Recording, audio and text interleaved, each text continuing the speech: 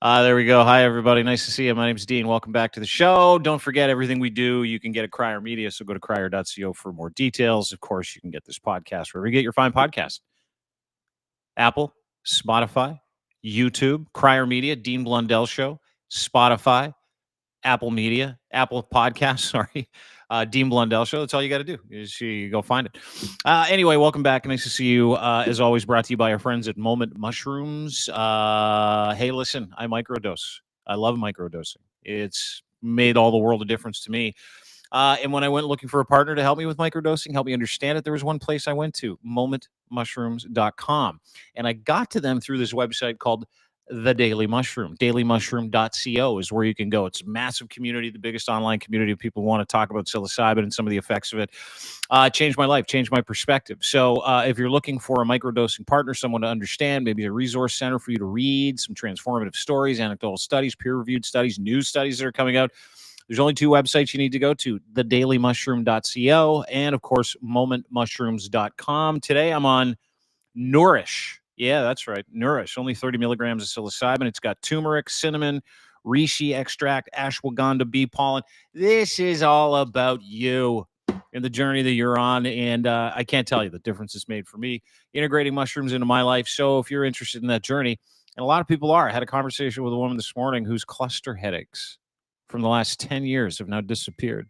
It's truly fucking incredible. Some of the emerging science studies and some of the efficacy that is rolling around. I mean, this is going to happen in Canada in the next couple of years. Get ahead of the curve and get a trusted partner, momentmushrooms.com. And, of course, thedailymushroom.co. Join the biggest mushroom newsletter on the planet. Busy show for you today. Yeah, Spenny's back. Kenny versus Spenny. You may remember it was one of the biggest, most outrageous comedy shows, reality TV show, where two guys competed in these ridiculous contests. He is Spenny, Spencer Rice. Kenny is the other gentleman who was on Comedy Central in the States, up here in Canada for the longest time. And he's one of my favorite guys. His name's Spencer Rice, as I said. He comes from the most honest background. He's a performer. He's a character.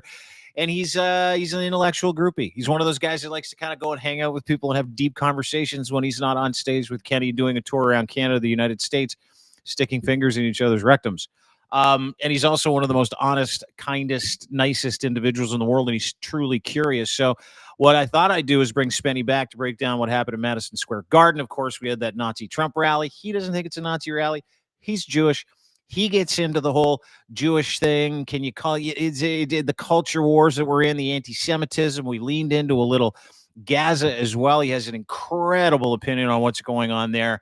And he's trying to navigate the world of culture wars, ideological wars, but he's also really, really fun. And we sat down and had a good 90-minute conversation and wanted to bring that to you today. Again, brought to you by thedailymushroom.co, momentmushrooms.com as well. Without further ado, I do say that a lot.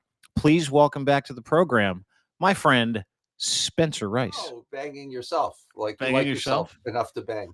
Yeah, I do. I do like myself. It's weird being on a screen with you because last time we were on a screen together, you had different color hair. Yes, I stopped dyeing my hair. Did I do that? Because I saw that you'd stopped dyeing your hair. And I know we had a couple conversations about it in a podcast recently, and you're like, I savage people that do that, and I shouldn't, but I do. Honestly, you had nothing to do with it. I don't remember you savaging me for it, but I've always been honest about it. I started doing it in my late 20s, and I just got fed up with it. Got lazy, I guess, is really. It's too much, right? It's too much. Like you get to a point of your old age, because you're not, you and I aren't young people. We're not young people where it's like, I'm going to invest in all this. And then you get to a point where you're like, this is a losing battle. Like my uncle, God bless him, he's a surgeon. He's almost 90. He still goes into work. They won't let him operate anymore. But he's almost 90 and he dyes his hair. And I looked at him. I said, God bless him. I do not want to look like that. Well, you know what it is too? It's like at a certain point, not only does it become just way too much work, but your eyebrows become a very different color than your hair, right? Yeah, That's a problem. I'll admit that, but I'm not going to start dyeing my eyebrows white. So. Well, you don't have to. Right. Right. So those are your natural eyebrows, is what you're saying. The dark eyebrows are. Yes, there's some grays that come in there, and sometimes I pluck them, sometimes I don't. But lately, I don't give a fuck. Does it bug you? Does it bug you that now you're full white, like your friend? No, Dan? I dig it now because I save money on the hair dye. My wife has killed me more than 3 times where I dyed my hair and I got dye all over the walls. I've done that in hotel rooms on the road. So that's all behind me now. She can yell at me for everything else. Really proud of you. Thank you. Yeah, no, I am in like a really kind of like a very humble, sort of calm sort of pride that I have in you for going with what Father Time is giving you. Yes, you should see my ball sack. That's a whole other story. Do you have gray pubes? Yes, I do. See, I don't have. Well, to be fair, I'm highly. They're not all gray, but there's some stragglers. We'll call I've some stragglers. That was my fear. So I take care of that stuff, right? So since I was like 19, 20, 21, I'm like, you got to clean this up. So when I started to go gray up here, I thought, I wonder if I would go gray down there. And I've never given it the opportunity. Like I've never given that area of my body an opportunity to age with the rest of my body. Yes. Well. So that's the premises of my question is like, does it happen down there as well? I assume it does. There's a lot happening down there, Dean. I could do about an hour on the maintenance down there. I think it's an Eastern European thing at this point. I'm not really sure. But there has to be some work done there twice a year. Twice a year. Yeah. Only married guys do it twice a year. Yeah. Right. Right. If I was single, it would be every other day. Your birthday and her birthday. Yeah. That's when you do it. How are you? How you been? I'm pretty good. Made some chicken soup this morning, which is always one of my favorite things to do. And just, working the Patreon, doing live shows with Kenny, doing music. I've got a show. I'm working with a company, a production company. I'm forgetting the name right now. But anyways, I've got a show idea that I'm going to do and most likely not get on the air just because of it's so fucking hard in Canada. But yeah. Try. Yeah. It impresses me about you all the time is that you're always doing stuff. There's so many people that come out of this industry, whether it be television. Kenny versus Spenny obviously is a legendary show, and you've been on tour, your farewell tour with Kenny for the last 6 years. It's not the farewell tour. Sorry to correct you. Isn't it? I thought I saw a poster that said it was like the last. It's a final of the 20th anniversary tour. Are you sure you're not trying to do people like Cher and Elton John do people every time they do a farewell tour? No, but I wouldn't mind doing it if I found out it made money. But no, we're in all honesty, we've done the 20th anniversary tour. We've got a couple of dates left in Canada where we haven't done it, and then we go on to the next iteration. Are you not tired? Are you not tired of doing that stuff? No, Okay, so I'm gonna ask you, how long have you and Kenny been doing, skits and sticking fingers in each other's butts and stuff like that? Well, he never does that. I'm the one who gets that job. I know. Well, it's I think 7 to 8 years we've been doing live shows now. So we've done about 4 different iterations of a live show. And I absolutely love it. It's great. It's great. A break from the family. It's great because I'm a loner and I'm very comfortable with my books and my TV in the hotel room and the privacy and the sleeping in. I don't mind the traveling so much because I don't drive the plane or the car. So it's just really just sitting there and looking at my phone. And we don't do it too much, Dean. We both have families, so we do it 1 week, 10 days at the most a month, right? That's it. You do like a week to 10 days a month, and that's like something that because Kenny had kids late too, right? Like he had kids later in life, and he's trying to. Kenny's got his kids. He's homeschooling his kids, so they're always there. Why is I have a special needs daughter, so she's a lot of work. That's like having an extra kid, and it's great. My life is great. I love being home. I love being on the road. I've got a nice balance going. It's very good. I worry about it drying up some way, somehow. And then what do I do? But right now it's great. Do you ever kind of struggle with that? I do this because in radio, right? You talk to people in radio. We got lots of stuff to talk about. That's Spenny, by the way, Kenny versus Spenny. You may remember him. You can go to his Patreon and sub to that as well. All the details about how you can get a hold of Spenny, who's a Canadian legend, in the description. But there you are. Fuck. Yeah. Or was that a stick drink? I don't know about that, but I feel like I've made a little bit of a mark, certainly with Kenny, and but I don't. The word legend is a bit. You don't think you're a legend? Come on. No, you're I don't. A legend. I don't. It's a bit. But if I tell you who I think are legends, you'll understand why. You know why. Like Don Rickles is a legend. Did you see the Don Rickles legend? Yeah, legend. Yeah, legend. But you're a Canadian legend. There's like geographic legend. Someone called me a legend the other day. I'm like, dude, pump the brakes. Not quite. That's like legend adjacent. It doesn't count. Legend adjacent. If people think I am, I'm not going to talk them out of it. But you know, I'm pretty grounded.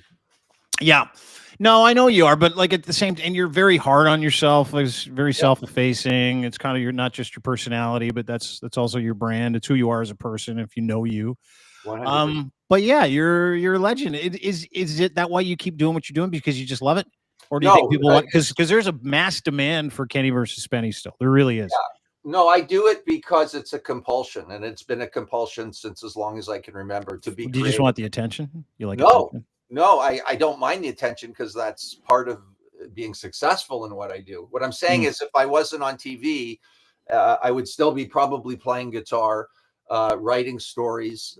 I just like being creative. That's all. So it's like, I think it should be a compulsion. I'm sure radio's a compulsion for you. Could you imagine not being on the radio and talking? Yeah.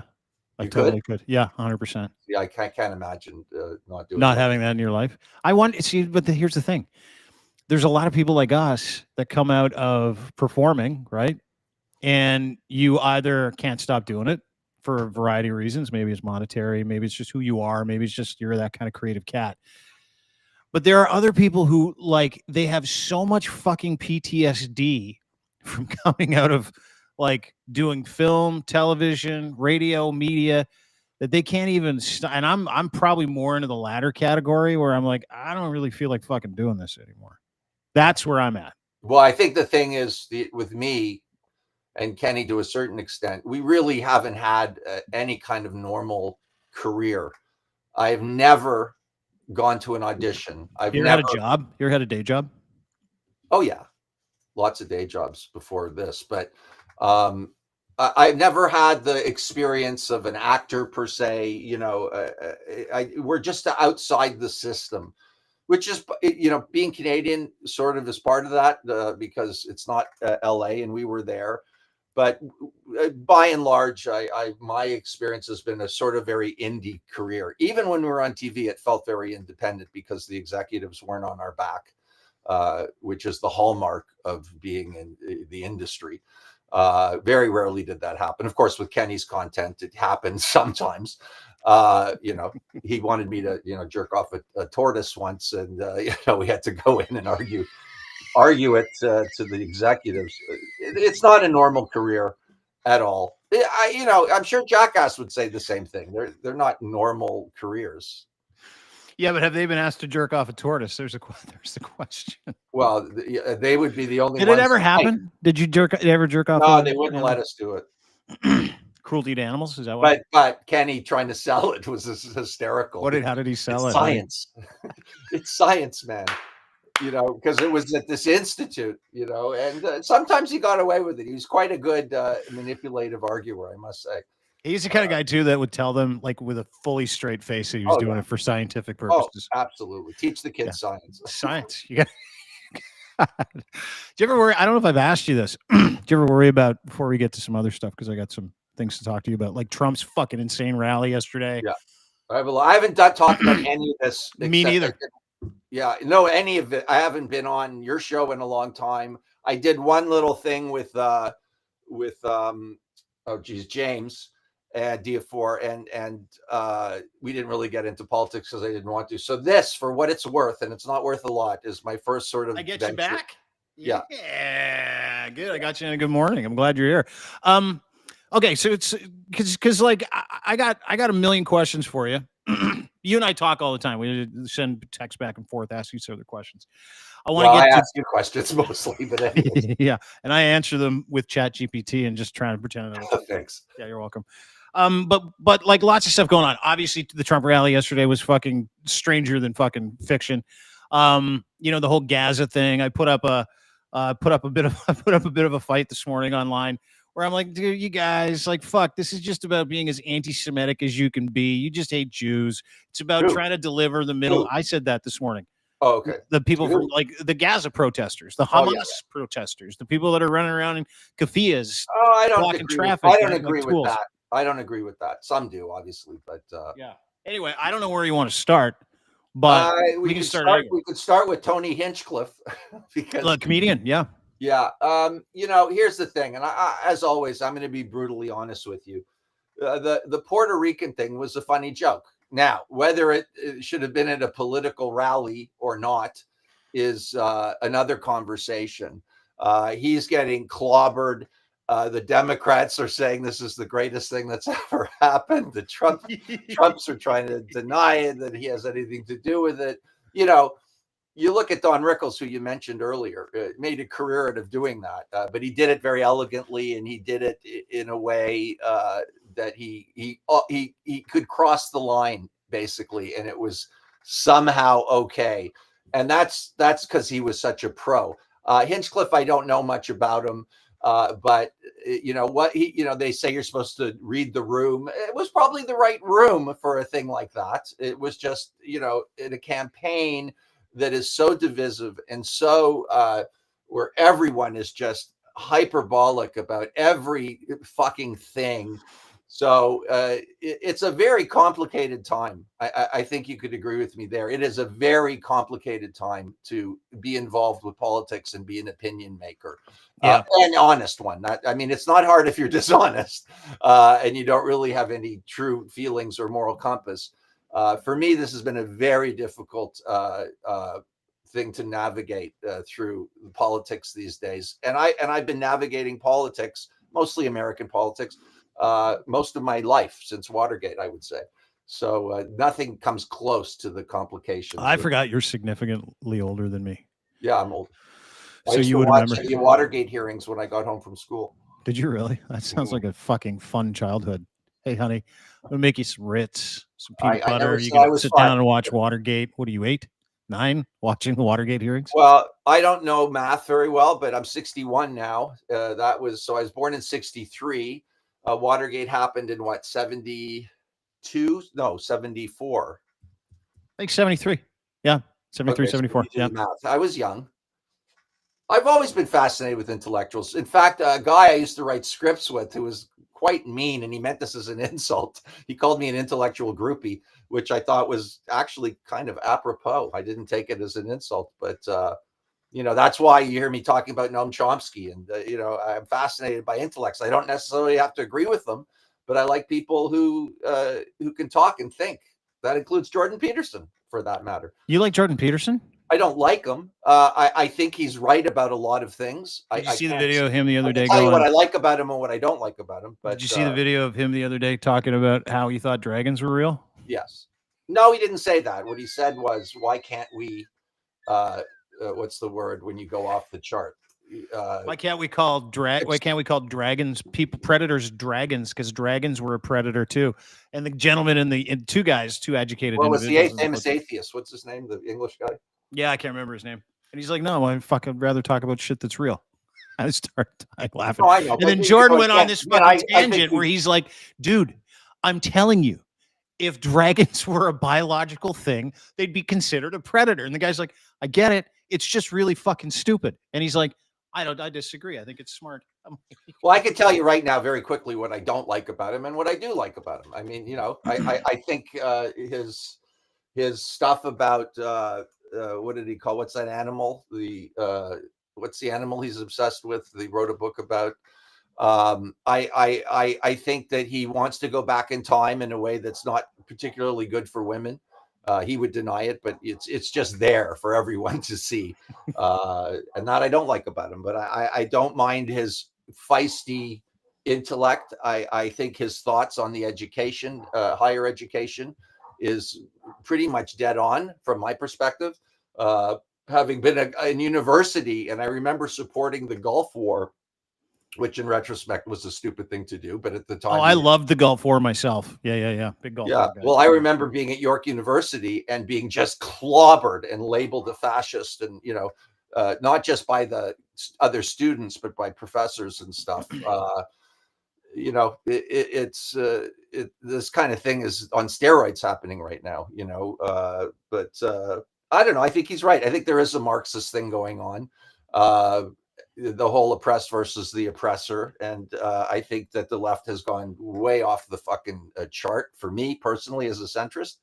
So I can find good in everybody. I can find good and bad in Noam Chomsky. I can find good because I'm an independent thinker, or at least I try to be. Mm-hmm. And I don't believe that, and even when they say Hitler did good things, I mean, yeah, he probably did. I mean, let's just be honest. It doesn't mean I like him or approve of him. Just so everybody knows, that is Spencer Rice. He is Jewish. He said that. That is all him, not me. I didn't say it, and he's entitled to whatever he wants to say. He built the Autobahn. He did a lot of things that were. Volkswagen is not a terrible car. Yeah, I'm just saying. That that the extremes and the hyperbole, that you can't say anything anymore, is something I'm against. You have to be rational and. Well, let's get into it. I want to get into that, and let's use the Puerto Rican stuff. Tony Hinchcliffe is a comedian. He was at Madison Square Garden. Trump had his big. They call it the Nazi Fest. It wasn't a Nazi fest, but it was a definite fucking racist hate off. Like, I mean, it was everybody was talking about how much they wanted to slaughter Democrats and slaughter people who didn't think like them and kill these guys and go after those guys. And of course, Sid Rosenberg. Whoa. I got to stop you, dude. What's that? Because the slaughtering, I heard it in context. He meant in the election, slaughter them. Well, let's listen. Let's go through it. So let's go through it. And you can correct me because I could be wrong.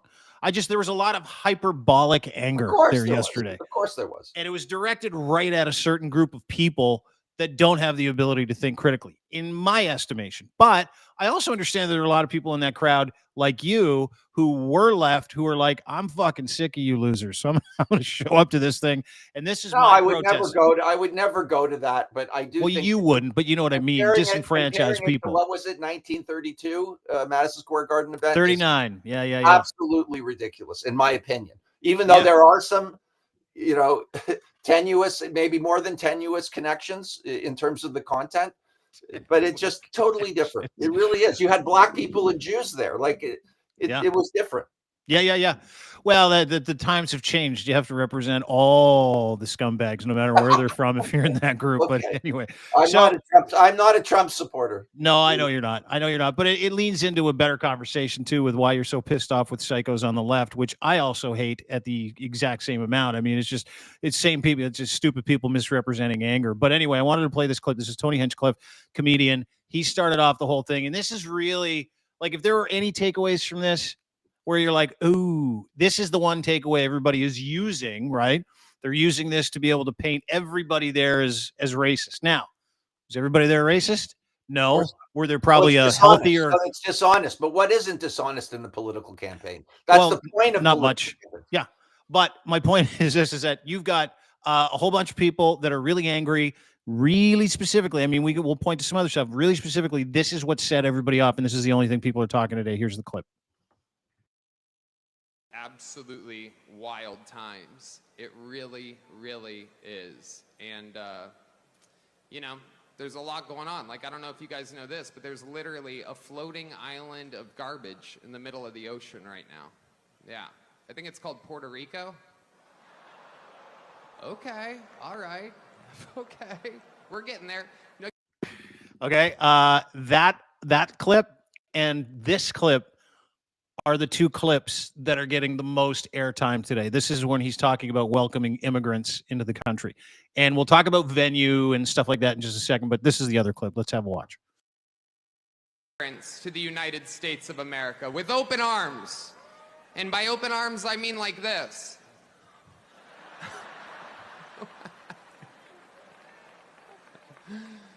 It's wild. And these Latinos, they love making babies too. Just know that.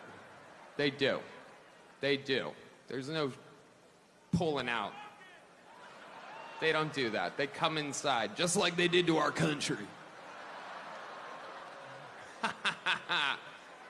Republicans are the party with a good sense of humor. Thoughts? Solid jokes. Every one of those are solid jokes. I know jokes. I know jokes better than most people. I laugh at dead baby jokes. I laugh at black jokes. I laugh at Jew jokes. I make Jew jokes. I make pedophilia jokes. That's just me. If anyone wants to impugn my reputation or morals based on that, they're fucking can. But it's bullshit as far as I'm concerned. I can't speak for Tony Hinchcliffe or anybody else. A joke is a joke. What the problem is when he did it and maybe where he did it. And that was a choice that he made. And the politics side of this, everybody's so desperate. The world's going to end. If Harris gets elected, the world's going to end if Trump gets elected. It's all fucking bullshit.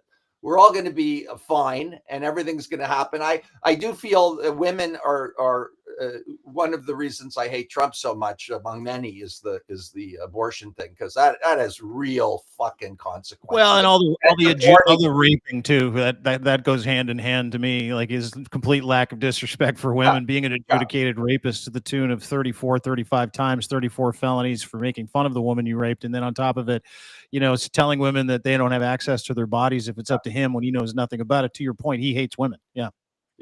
I really think that's a big deal. I also, the jokes were solid. I don't know what to tell you, man. It is a manifestation of the hyperbolic politics that we're seeing. That's all it is.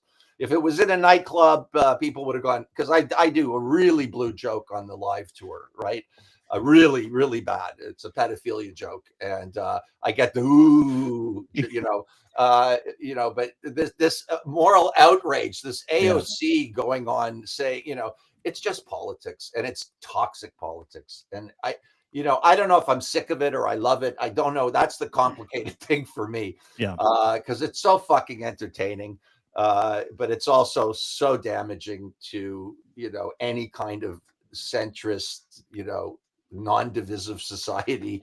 And it's, I've always said Trump was the greatest reality show ever because usually reality shows, they, you want to have consequences. Kenny versus Spenny, the consequences were who does the humiliation. Yeah. These consequences are so fucking big, which just makes the reality show that much more intriguing. And I don't know how you get out of this cycle. I always say you can't put the genie back in the bottle. I don't know. I think social media is a huge part of it, the technology. So maybe over years, people are going to be able to put it in some kind of context, and things might get back to normal. But this could be the new norm moving forward. I don't know. Yeah, I'm with you too, because part of me is like, we'll deal with the joke, but part of me was like, and I've been saying this for years, Canadian politics needs to be more like American politics, right? So we finally get what we want out of this. Canadian politics are mirroring American politics. And I'm like, whoa, stop. It's fucking breaking my brain. I don't like all the cultural norms are being smashed through.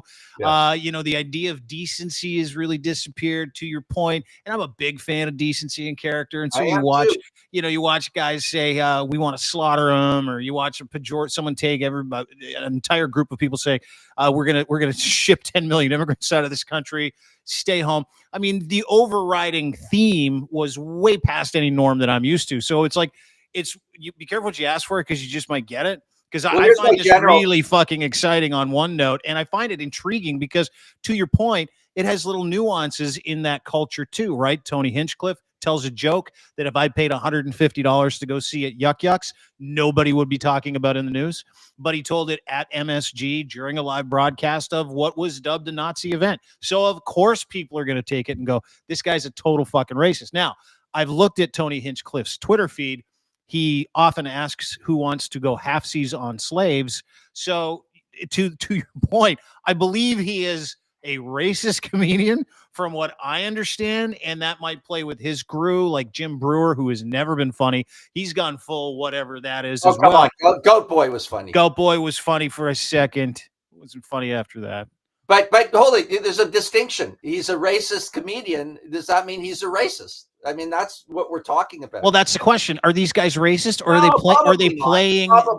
Is this like, hey, I can get 50 grand out of Trump to go speak at MSG, really jack myself up? Hey, they should go in here and tell a couple racist jokes. You'll be just great. Yeah. I don't know him personally. Maybe he is, but I can tell you, I'm not racist, and I love those kind of jokes. So there you go. So at least for me. But let me give you my general thoughts on the entire political scene, which is that because of social media and because of Donald Trump, we now have a bunch of people in the millions that never gave a fuck about politics before. Mm-hmm. And I can tell you that from I know what it was like. I was young. I was before the. Dude, I never gave a shit about politics when I was at the edge. You never gave a shit publicly about politics when you were in Kenny versus Spenny. Yeah, I'm sure you did. No. I always did. No. Not this. You wouldn't rail against it. You wouldn't talk about what was good. You wouldn't start conversations. Wait a sec. That was coming into your studio, which you were nice enough to have us to promote Kenny versus Spenny. There was no. If you knew me in a bar and we went for a beer afterwards, that's all I would talk about is politics. I'm still the same way. Like we just never hung out in a friendly way. In that way, So we really should. We really should get together. Yeah, I'd love to. But the reality is, there's a bunch of people that would, and I know this because I would be out in the world and there would be nobody for me to talk to because I wanted to talk politics. And there was nobody to talk to. And now everybody talks about it, not in depth or with any fucking, moral compass 90% of the time or any rational sense. But it's become entertainment. It's become wrestling. It really has. I know that. Yeah. And dude, that's such a great point. And I was listening to a podcast the other day. Ryan Holiday's got a great podcast. This is called The Daily Stoic. I listen to it all the time.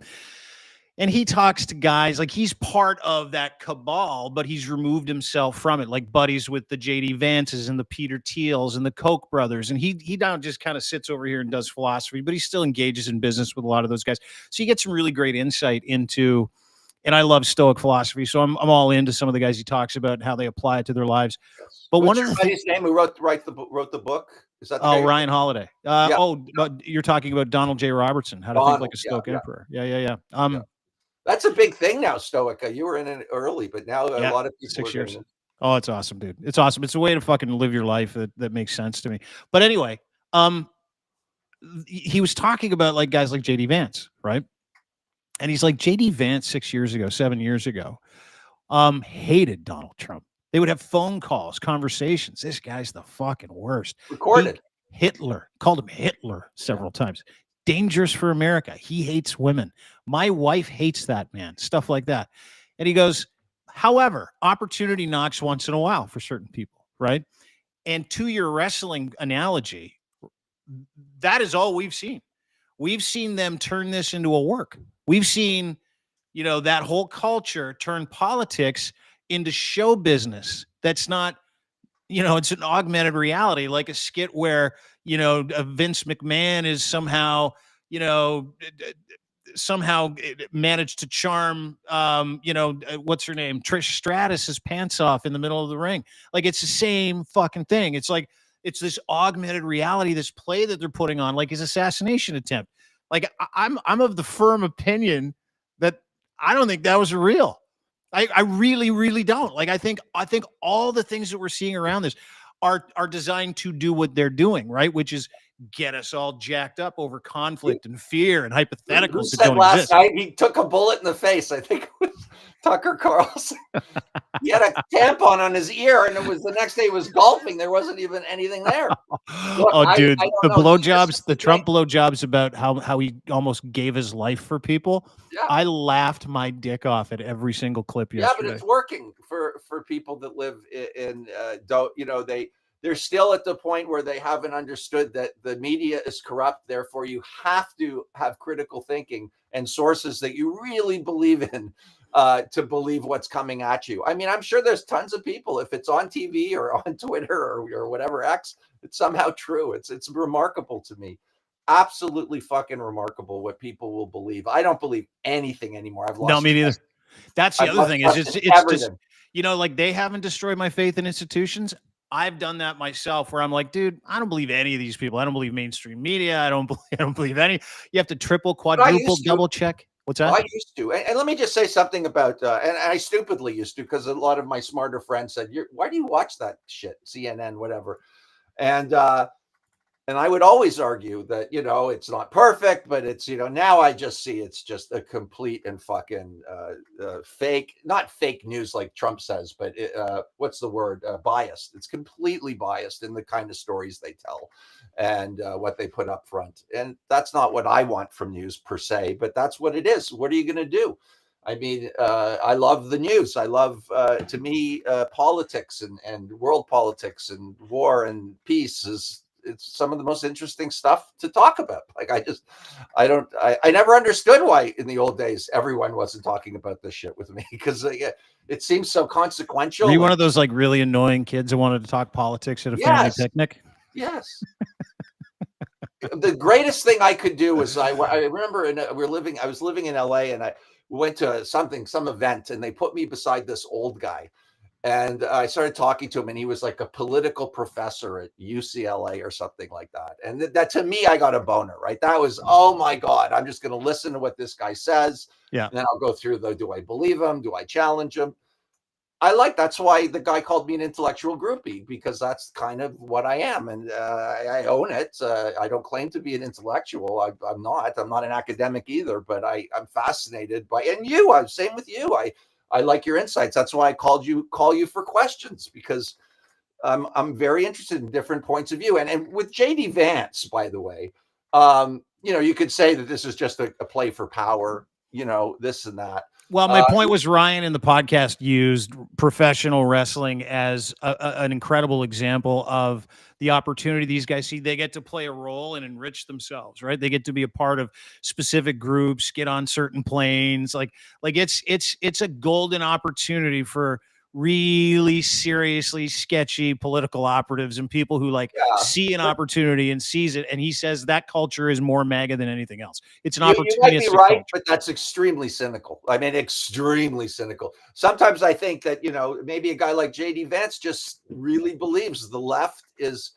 And you know, I can honestly. Yeah, but dude, how do you go from Trump is Hitler to going that's the greatest man in, I was just in about the universe? To explain it because if you truly believe, and I don't know if he believes this, but if you truly believe that the left, much more so in America than in Canada, because of the principles of the country and what the country is sort of seen in the world as.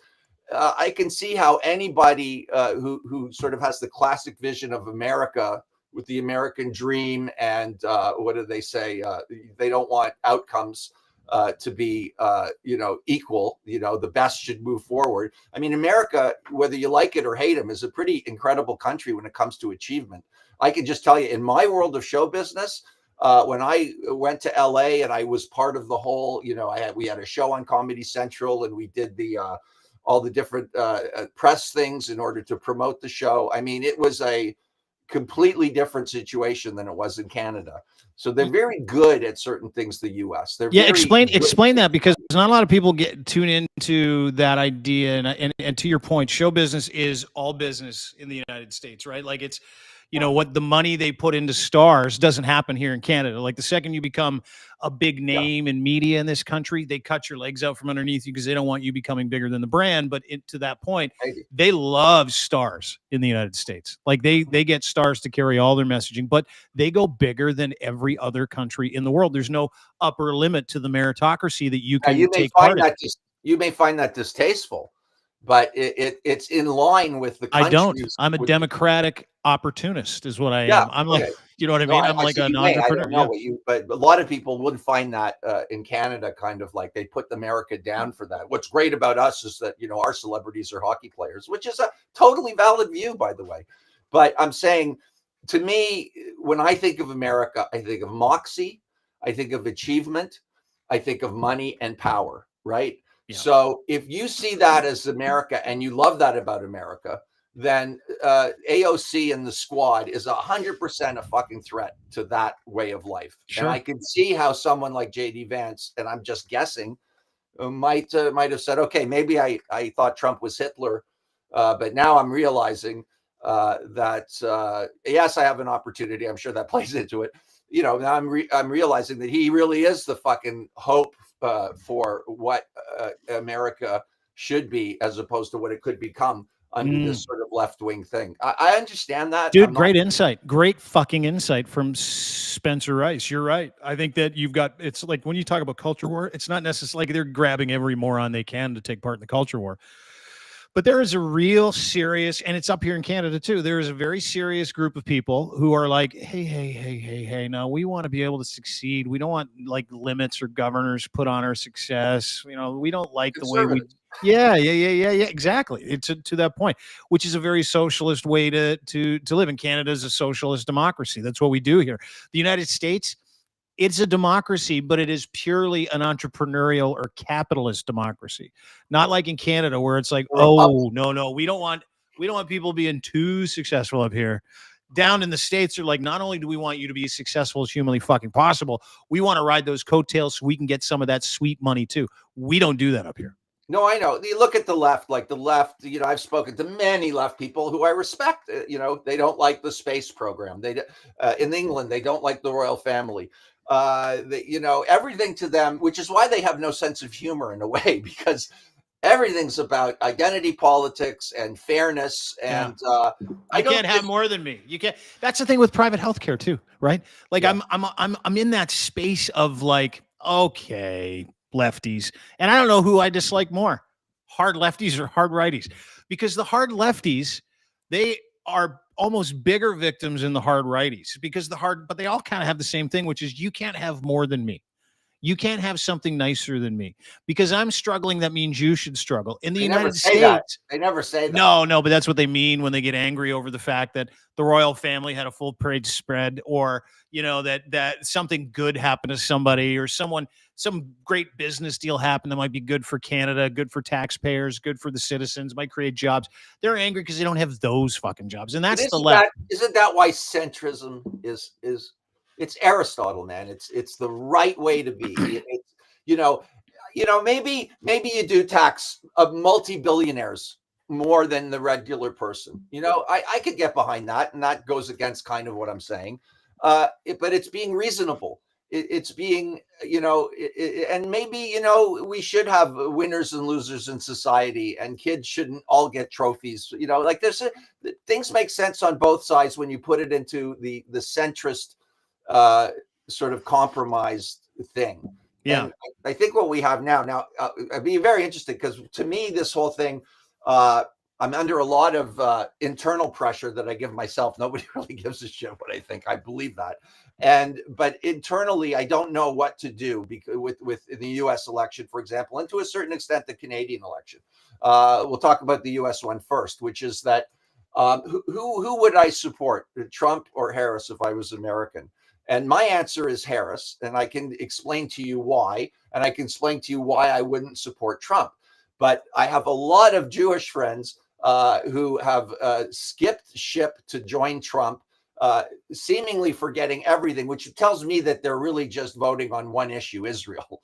And that can't be right either. Like, you're fucking Canadian. Like, I understand how important Israel is, and I 100% support Israel, but I could never make that leap to support Donald Trump because he might be better for Israel. That's just me.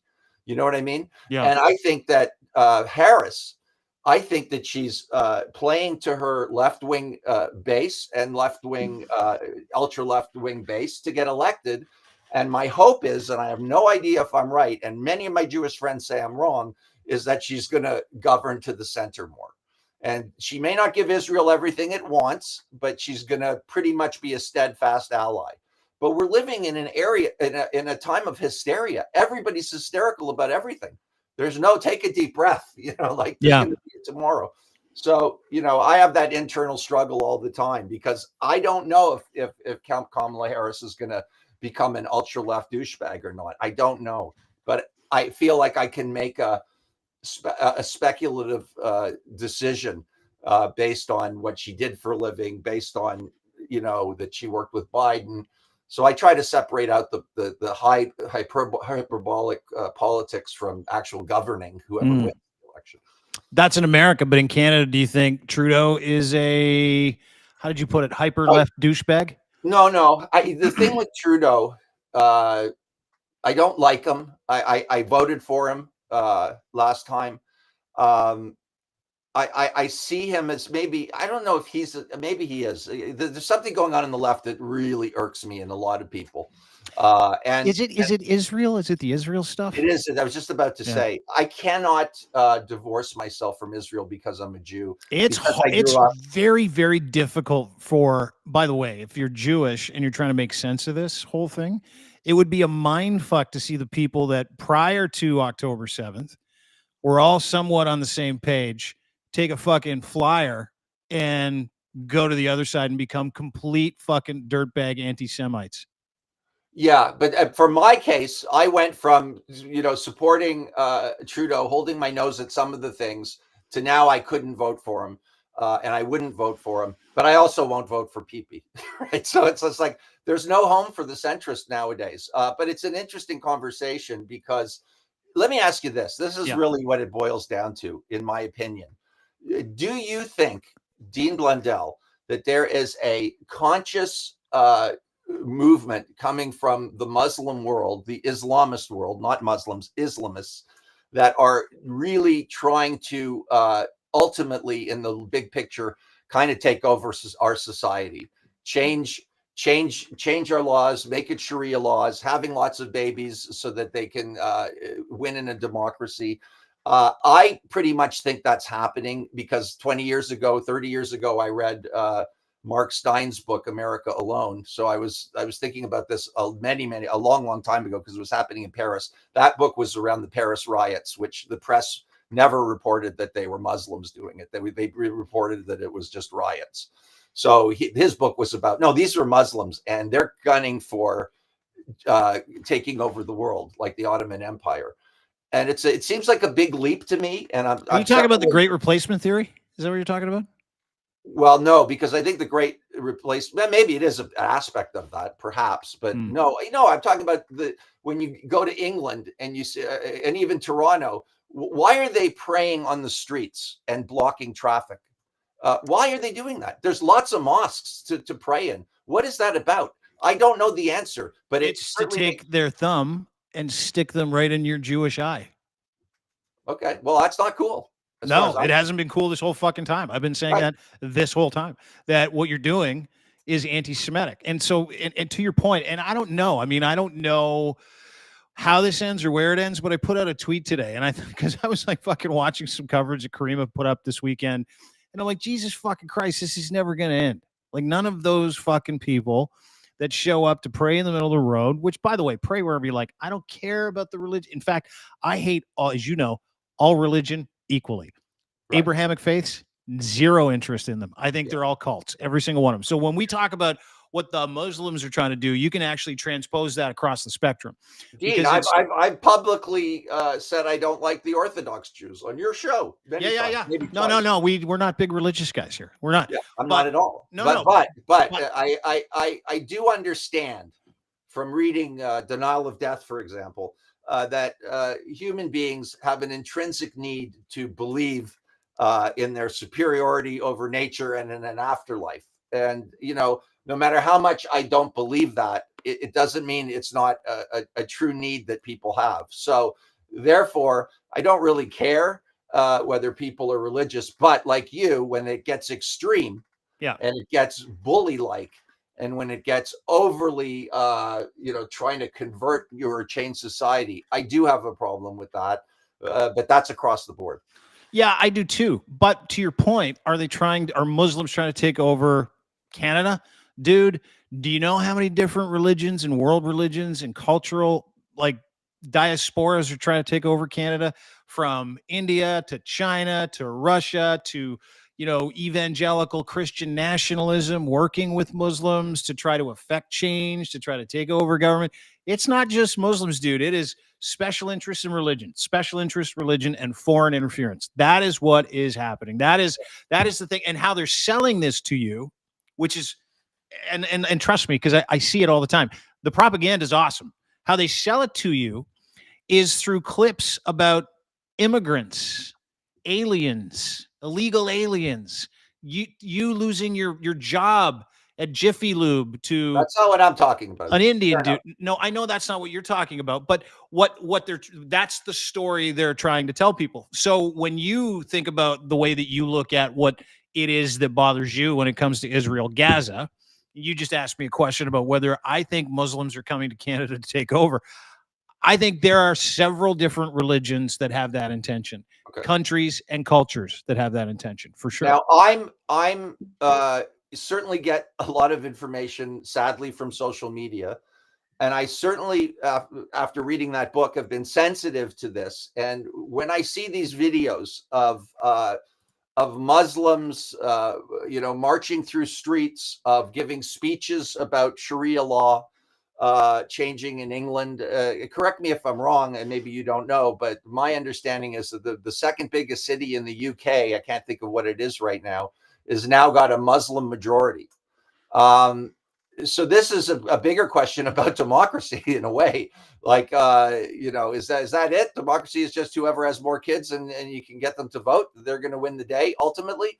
I don't know, but it freaks me out. It really does freak me out because it's so religious. Yeah. It seems to me, and I'm a secular dude, right? I want a secular government and I want a secular society. If people want to be religious and they're not hurting anybody, have at it. Yeah. I completely agree with you. I think that to the point, and I've said this several times, I think if you are a religious zealot or a member of any of those religions, you shouldn't be allowed to serve in public office. Like, I really don't think you should. I think if you're a Christian nationalist, evangelical nationalist, if you're Mormon, if you're Jehovah's Witness, if you're Muslim, if you're B'nai B'rith, if you are any of those things, if you have some kind of superpower that you've dedicated your life to, come hell or high water, and you're going to put your life on the line, your secondary goal in life is to do your job. It's your first goal is to serve your Lord Savior, Allahu Akbar. Like, that's your first job, right? Your second job is to do the other stuff, and nothing else matters after the first job, because you know what matters? We've talked about this before, eternal life to those people. They think they're going to go to heaven with a whole bunch of virgins if you're Muslim, and if you're Christian, you're just going to go to heaven and live in a cloud and play beach volleyball all day long and pet golden retrievers. I love the commercial I hear on Sirius, because we have it in the car, and it's Ronald Reagan's son. He's going and he's supporting like atheists against Christian nationalism, right? Yeah. He's an activist. Yeah. And he said, and I'm Ron Reagan, not afraid to burn in hell. I love that guy too. Yeah. Speaking of people who might burn in hell, did you see Elon at the MSG thing? Did you see him at Madison Square Garden? I saw him do his little dance, but I didn't hear him really talk much. No, I haven't really seen much of that. I'll play you two clips. These were really the only two things that he did. He got introduced, made some guttural noises, said something about elections, and then got off the stage. Here's the first clip. This is a good one. Yeah. USA, USA, USA, USA, USA. Wah! Yes. He's on the spectrum. That's all I can tell you. He's a savant. He's got a lot of money. It's I don't know what to think of that guy. Like, he's like a troublemaker. He's like Dennis the Menace. I got one more. I know. What? I got one more. I want to play. Oh, sorry. This is when he was introduced. And keep in mind, this is the richest guy in the world. He's sending fucking rockets in outer space. He's funding the Trump campaign to the tune of $75 million a month. He's also paying people to register, which is illegal. Oh, he just got boned for that today too, by the way. They said he's not allowed to do that anymore. He's also running Tesla. It's one of the biggest, most profitable car company in the world. He also owns Twitter. Boring company. I mean, he's busy. He shows up, and this is his contribution. Let me play this for you. This is cute.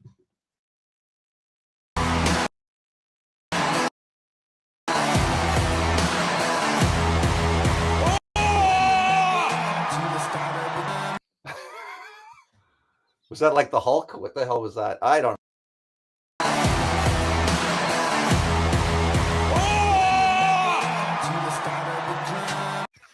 Well, in America, most people want to be rich. So he's like a fucking porn star to these people. You know, they may not have his intellectual capacity or prowess, whatever, his prowess. yeah, I mean, he's got to be a smart. No one's saying he's dumb. He's a troublemaker. You can tell he's bored with building cars and whatever his day job is. And what if that's it, dude? What if that's it? Like, what if you're 100% right? He's like, Tesla, check mark, change the way cars are work and electric, fucking space, no problem. Got it. We're going to Mars next year. It's all good. Twitter, yeah, ruined that just because I wanted to, right? Run fast, break things, because he was bored. What if you're right? What if he's just like, what do I want now? I want to take over the United States of fucking America. That sounds like fun. And he's just going for broke because everything he's doing is illegal at this point. And he knows it is too. And he even said that in a clip with Tucker Carlson the other day. Did you see the interview? The interview with Tucker Carlson. Tucker's like, what are you doing, man? He's like, fuck, how much? If Trump doesn't win, I'm fucked. He's like, I'm going to go to jail for a long time. Like, will I ever be able to see my kids again? Dude, I don't believe that. I don't know. Dude, I don't believe anything anybody says anymore. But that was like an off-script B-roll clip that they put out that shouldn't have gone out, that he was really upset that it went out. And now he's trying to like turn it around and go, yeah, I'm fucked, but I'm all in for Donald Trump. That's how much this means to me, to your point. If you're right, he's doing this just because he's fucking bored. That is kind of awesome, even though it's totally fucking dangerous. I know, but you know, we live in this time, everything's apocalyptic and there's no truth. It's kind of a toxic mix of just, I don't claim to be smart. I like to think I'm interested. I'm literally scrolling through X. I don't know what's real from what's not real. And that's before the AI stuff. Like it's just, you just have to glam onto people you trust that have some kind of sanity, or you think they do. And they may be fucking full of shit. Like how do you navigate democracy? And, it's insane. It's entertaining, but it's sad. And I kind of like it. Actually, I like it more when I talk about it like this with you. It doesn't stress me out enough because we can laugh at Elon acting like a tool, some guy telling a terrible joke at a political rally. I don't know about you, but when I wake up in the morning, I'm kind of like, okay, what happened? There's so many people out there that are on meds right now because of this too. It's fuck, I'm not on meds. I'm hyper incentivized to wake up early. I totally. And 8 days. This election happens in 8 fucking days. Actually, 7 days. So and they're talking about. I think this is very interesting that they're laying the groundwork for saying that the election was stolen. Oh, dude, it is so funny to watch. That's all it's they're doing. So obvious what they're doing. Yeah, and they're going to. Bad. It's so absolutely horrible for democracy. Why are we laughing? And half the country fucking loves it. Like it's just unbelievable. I know. Dude, there is nothing to explain this other than means and methods, right? Like how they have been able to sell like inanity, stupidity, hatred, racism, Bitcoin as like, we got you. We're a bunch of dudes that spent like the first 25 years in our basements, but don't worry, we got you. And 50% of the United States is like, yeah, that's our crew. These guys make Richard Nixon look like Florence Nightingale. I mean, it's just fucking insane. Like Bannon and these people, like they're like Nixon. You got him on tape in the Oval Office talking about Jews and kikes or whatever he said. But at least when he was, in public, he tried to be normal. Tried to keep it together, yeah. And it's all out. Like it's a Trump the other day. I got to play this one clip for you, and then I'll let you go because it was just too good. Trump the other day in this whole thing is talking about a return. He wants to return to a rule of law back in a time when slavery was on the hot tip. This is fucking unbelievable. Watch. Alien Enemies Act of 1798. Think of that. That's how far back. That's when they had law and order. They had some tough ones. Think of the Alien Enemies Act of 1798. You hear that, Mr. Speaker? Get ready. To target and dismiss. Did you hear that? Owner listening to that. Like, it's just, It's remarkable. It used to be, now they used to say Trump wants to get back to the 1950s. No, 1798, the Alien Act. That was for black people, by the way. It took away all their rights, and he wanted to go back to a time when when slavery was like real big. It was like a real fad. He's like, that's when we had law and order. They're in this window where people are so stupid and so easily manipulated. He can get away with this. My hope is, as the technology becomes older and people hopefully see, the thing is, I've always talked about people not reading as being one of the worst things in the fucking world, and getting their news from social media. Why it's so horrible to me is because if you don't practice reading by reading, you do not develop the muscle to read, and then you end up unable to read, unable to focus for 20 pages, never mind 5 pages, or vice versa. It's that's why I'm saying I don't know how this reverses itself. I don't see people all of a sudden wanting to become more nuanced and more critical in their thinking. It's just not going to happen. Idiocracy. They have the brain to do it. Like, they're not. No, dude, and idiocracy. That's what contempt for reading breeds, right? It really does. Like, if you've seen the movie Idiocracy, yes, have you seen it? It's it's like a 20-year-old movie, and I remember watching it, going, "This is so stupid. This is so stupid." Yet, like, who on earth would turn politics into wrestling?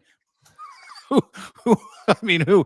on earth would choose to destroy crops with Gatorade? I'm starting to get it. Like, I'm starting to understand. Like, oh, the guys that made Idiocracy were way ahead of the fucking game.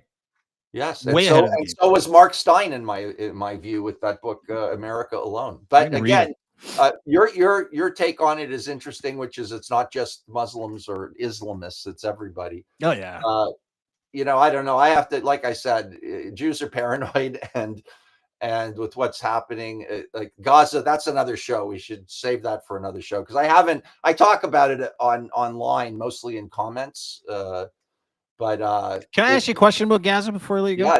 Yeah.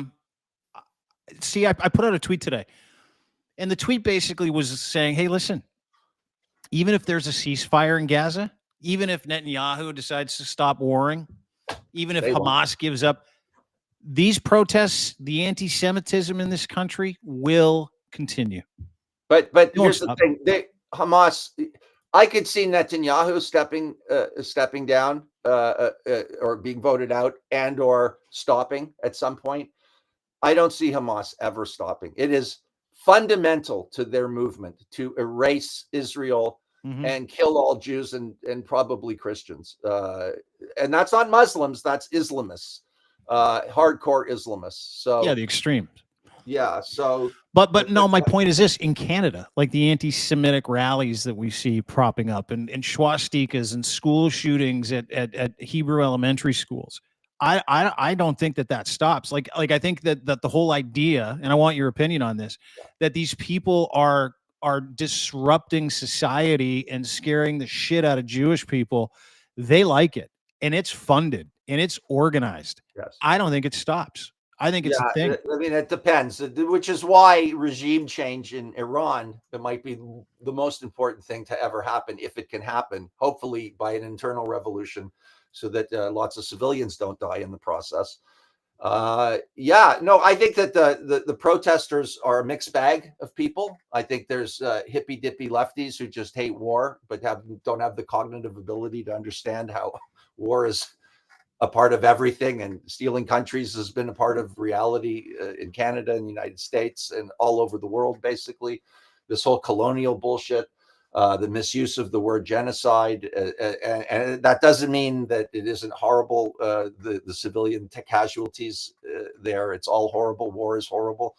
And then I think there's an element of it that are just purely anarchists, and Marxists that just hate the system. And this is an opportunity for them to come out. The anti-Semites too are using this as a bulwark for their bullshit. That's not what's incredible to me. Isn't that what those people are saying? It's that they're allowed to do it on university campuses. I mean, aren't they supposed to be going to school? I mean, the students anyways, and the other people that are there who aren't students shouldn't be there to begin with. Yeah. It makes you think, looping back to Jordan Peterson, when he was saying all this shit about Marxist schools and what they're teaching our kids, which is essentially what Noam Chomsky did, which was, hate America. The difference is they never heard the part when Chomsky would also say it's the freest society on the planet. They don't hear that. They just hear the foreign policy rants.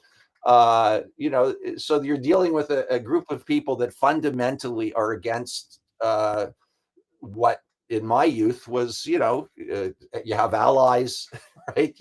You treat your allies well. You use strength to stop wars from happening. It's just a whole different ballgame with these people, and it's incredible to me. And it's a freedom of speech thing, I guess, too, right? But it's certainly taken hold in a way. But I'll never, for the life of me, understand how they're allowed to put up encampments in universities. Like, me either, dude. And so again, it's an age thing. Like, you and I come from a rule of law background, right? Like, where the idea that you would stop traffic in the middle of the street, you get arrested, don't stop traffic.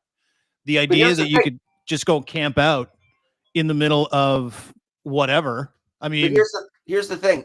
You weren't allowed to do that. A big term during the Nixon presidency, was when he was running again for a second term, was the silent majority. And I really, really believe in my heart that the silent majority is against those people and against the radicalism of it, what is it called, where they're blocking things and they're stopping life from happening. They're just not saying anything about it. No, and you know why? And here's the thing, and this is why everybody hates the left. It's not a new thing. They don't want to be seen as being racist. It's that simple. They're like, they can't speak truth to common sense, because they're like, well, what happens if someone calls me an anti-Semite, or what happens if someone calls me a colonializer online? Exactly. But to the point is that we have been scared stiff by overly inclusive society, overly inclusive policies. This is why everybody talks about DEI being a bad thing, but they misrepresent it. Is everybody's afraid of being tagged as a racist, so they don't speak up against some protests in the middle of Yonge Street causing damage, or fucking losers from some kind of fucking weird lobby group showing up to Concordia University to threaten Jewish students on day one by telling them they're going to kill them and then bashing fucking windows in. That happened. That happened. And so you can't speak up against it. Because if you speak up against it, you'll be like, oh, you absolutely can. Well, you can. You and I can. We do. But other people refuse to, because there's no courage anymore when it comes to what other people think of you, right? So effectively, the left has, and this is the angry shit from the right. This is the part that makes people angry. This is the part that confuses people. You're like, oh, I get it. You people are kettling our opinion, has nothing to do with racism, but you won't stop to paint us as racists. You won't stop. And they don't stop. And that's what makes everybody fucking so angry. That's why probably guys like JD Vance are like, you know what? I'm going to take my flag and go over to that team. Right? And I, in a way, get that. But I've been called a baby killer, a genocider, a kike, a Jew, that I love war, I love violence. It's all, it's just, it feels like a smear. Of course it is a smear, but you're right. It is funded. It is I believe, part of a long-term plan. And when I read that book by Mark Steyn, who's Canadian, by the way, I think he's from Australia originally, but he's a Canadian citizen. He talked about it's the politically correct thing that you can't call the people rioting Muslims. Right. So it is in a sense, the right is right about that, in my opinion. It's like the Scarlet Letter, like you can't, you're boxed in. I just don't give a fuck, because I got nothing to lose, really, at the end of the day. I really don't. And you're not mean about it. You're nuanced about it. You call history and facts into effect, right? I try. Yeah, you're not out there sewering Palestinians just because they're from Palestine. You're talking about what's going on in your country, which is very fucking different, right? That's a war between Hamas and Netanyahu. That started with Hamas murdering people for no fucking reason. And what do Netanyahu's they like, do? They you know go what? back to 1948. That's not Yeah, yeah. enough. Let's go back to the 600s. Yeah, like it goes back thousands of years, right? So there's like, and then you feed into this whole narrative, and everybody wants to, in a great term, box you in. Box you in as an anti-Semite, box you in as a colonializer, box you in as this, box you in as a Zionist, and you don't have to fucking deal with it if you don't want to. It doesn't matter what other people say. I like the arguing. That's my kink, I guess. But I just won't be bullied. I won't because I'm a person who admits when I'm wrong. So therefore, I have no reason to be bullied because you prove it to me. Prove it to me. All I want for Palestinians and for Jews is prosperity and peace. That's all I fucking ever wanted. Yeah. I can't help the history. I can't do anything.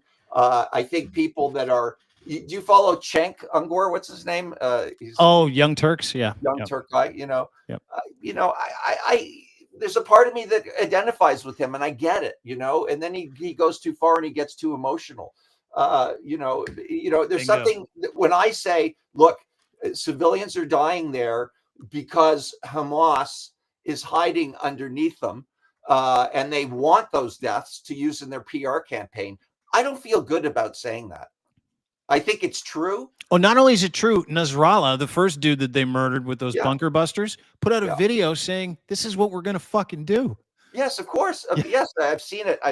We want them to kill as many of our children as we can so we can generate sympathy. He said it just doesn't end, for me, it just doesn't end there because you're still seeing slaughtered civilians. And that hurts my soul, right? But, you're forced to, in a sense, be boxed in again and take a side.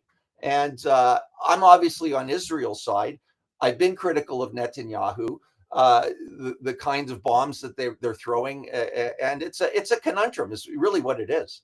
It's a fucking conundrum. And at the end of the day, I don't really have to make a full decision. I could just say what I feel, and it's going to be imperfect, and it's going to piss some people off. Your opinion can be good enough for you.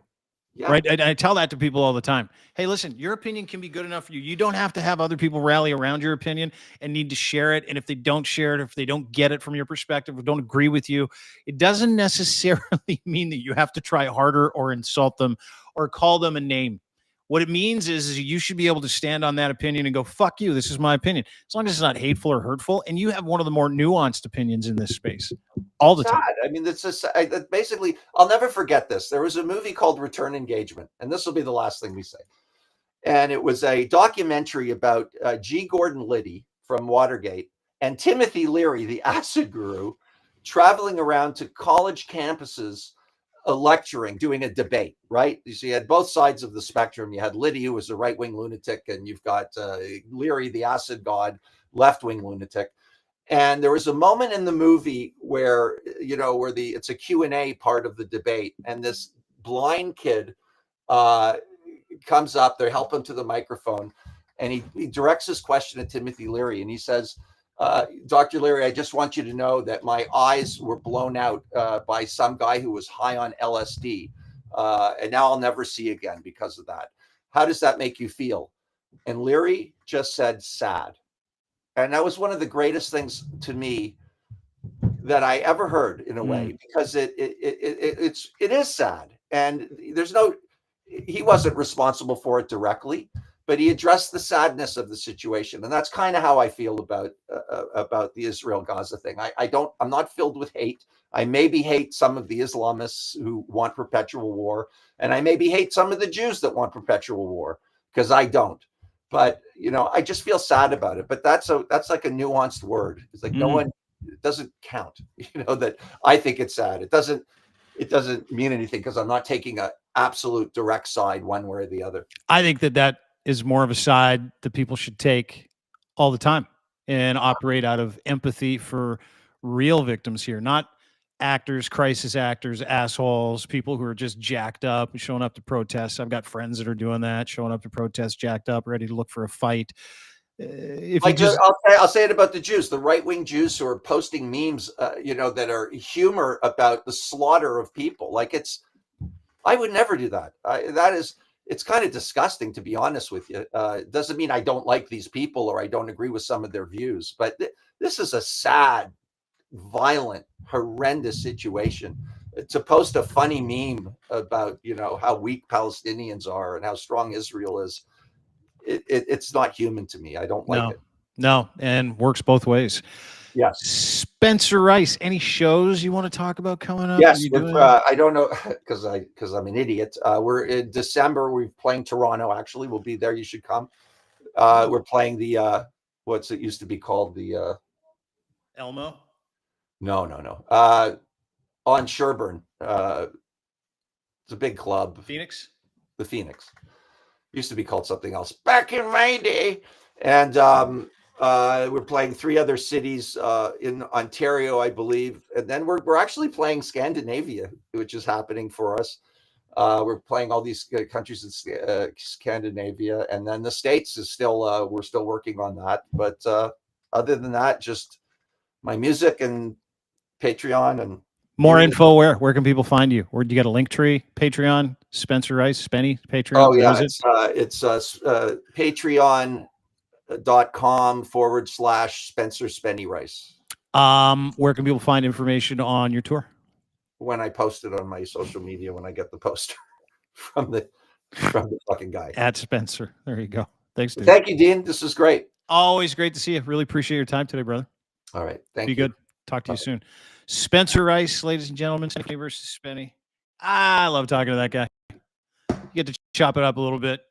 You get a bit of a professional take. You get a heartfelt take. You get a Jewish take. But a human take, like a Canadian take, where he's like, I'm stuck in the middle. More people should be like him. In the middle. Let's go to the middle, everybody. Fuck the left, fuck the right. Come to the middle. So warm here. So nice. Put slippers on. We'll get a pipe. We'll sit in front of the fireplace. We'll talk about nice things. Talk about solutions instead of telling everybody how angry we are all the time at different groups and individuals who we've never met. Sounds lovely, doesn't it? Sounds like the Canada I'd like to live in.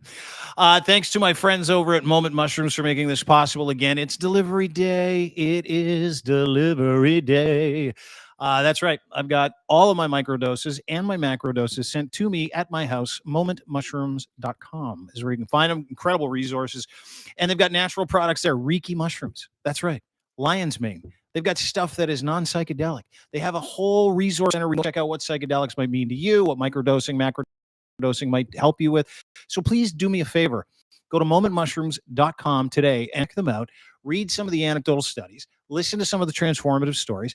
And just start poking around. Have a look. I couldn't be happier. The routine that I have in my life when it comes to microdosing, the Stamets stack, which I've learned from these beautiful people at Moment Mushrooms, has changed my life. It might change yours too. Low mood, PTSD, stress, consult your physician. Talk to them about this. I'm having a conversation with my friend Julie, who's a doctor later on today. Cluster headaches. She's going to fill me in on what happens with migraines, not migraines, but the really bad migraines, cluster headaches, how psilocybin is kind of emerging as a bit of a mini miracle. So many miracles in this beautiful fungus. Everybody get into mushrooms, do more mushrooms. Go to dailymushroom.co for a massive resource center. Join their mailing list today. And of course, go to momentmushrooms.com. Check them out today as well. That not only do they have incredible packaging, not only are they sustainable and they put their values and their money where their mouth is, but everything they do is made with you in mind and 100% guaranteed. All kinds of different brands, from Spark to Flow to Balance to just the everyday Reiki mushrooms that you want to put in your body. If you watched Fantastic Fungi, you know what I'm talking about. You should watch it, the Paul Stamets documentary. It's coming, and we want to get there first, and we've got great partners to help us get there. momentmushrooms.com, dailymushroom.co. Big stuff happening at dailymushroom.co. So go and get on that mailing list. It is the #1 newsletter in the world when it comes to understanding peer-reviewed studies, the business of mushrooms, and not just the psychedelics either. It's an incredible newsletter. It's #1. Join a community of tens of thousands of people who consume studies and information about this beautiful fungus daily. Momentmushrooms.com, and again, dailymushroom.co. Thanks to Spenny for being here. Really appreciate it. Thanks to you for listening. Don't forget everything we do. Crier Media. You can get us on YouTube. Dean Blundell Show on YouTube as well. Crier.co is where you can find us and all of our offerings, podcasts, etc. And of course, rate, subscribe. If you could do that, that'd be great. If you could tell your friends about this podcast, send it to them. That would be great as well. If any of this meant something to you, share. Rate and review. Google. Nope, Google's done. Spotify, Apple. That's where you can find us. Audio version, video, of course, YouTube. You can get us on social media, Twitter, at It's Dean Blundell, at The Crier Media. Have a wonderful day, everybody. Thanks for taking part in this with us. It always means something to me, more than you know. Have a wonderful day. We'll see you tomorrow. Bye.